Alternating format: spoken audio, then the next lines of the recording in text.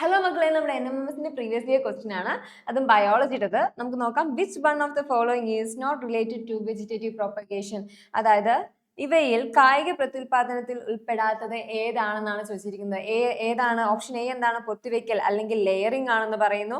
Option B എന്താണ്? Hybridisation ആണെന്ന് പറയുന്നു. ഓപ്ഷൻ സി എന്താണ്? Budding. And option D tissue culture. ഇതിൽ ഏതാണ്? നമ്മുടെ വെജിറ്റേറ്റീവ് പ്രൊപ്പഗേഷൻ എന്ന് പറഞ്ഞാൽ എന്താണ്? അതായത് ഒരു സസ്യം അല്ലെ, ഒരു ചെടിയിൽ നിന്നും അതിന്റെ തണ്ടും ഇലയൊക്കെ ഉപയോഗിച്ച് പുതിയ ചെടീനെ നമ്മൾ ഉണ്ടാക്കുന്നതിനാണ് നമ്മൾ എന്ന് വിളിക്കുക? വെജിറ്റേറ്റീവ് പ്രൊപ്പഗേഷൻ എന്ന് പറയുന്നത് അല്ലെ. അപ്പൊ ഈ പറയുന്ന ലെയറിങ്, ബഡ്ഡിങ്, ടിഷ്യൂ കൾച്ചർ ഒക്കെ എന്താണ്? വെജിറ്റേറ്റീവ് പ്രൊപ്പഗേഷനിൽ വരുന്നതാണ്. ഇതിൽ വരാത്തത് ആരാണ്? നമ്മുടെ ഓപ്ഷൻ ബി ഹൈബ്രിഡൈസേഷൻ ആണ് അല്ലെ. അപ്പൊ അതിന്റെ ആൻസർ എന്താണ്? ഓപ്ഷൻ ബി ആണ്. ഹൈബ്രിഡൈസേഷൻ എന്ന് പറഞ്ഞാൽ എന്താണ്?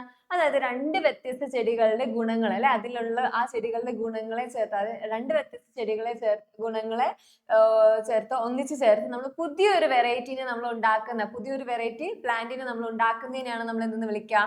ഹൈബ്രിഡൈസേഷൻ എന്ന് വിളിക്കുന്നത്.